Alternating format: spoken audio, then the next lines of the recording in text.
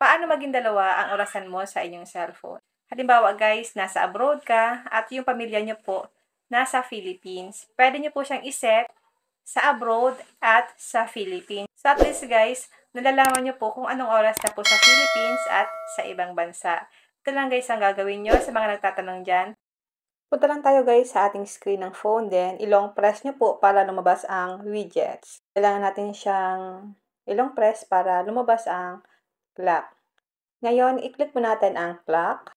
Piliin natin itong dalawang clock, yung pong meron siyang 5 times 2 sa baba para dalawa po ang maging clock natin.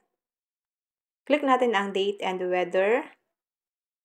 Widget added. Ito na siya guys, dalawa na po ang clock natin. Click mo lang ang plus sign. Pwede ka na po ditong mamili kung anong bansa ang gusto mong makita, kung anong oras na doon sa bansang yun. Halimbawa guys, piliin po natin dito ang Osaka, Japan. Ito yung gusto kong malaman yung oras. Japan, Osaka. Click ulit natin ang plus sign. Ito naman guys isa, dito po sa Pilipinas.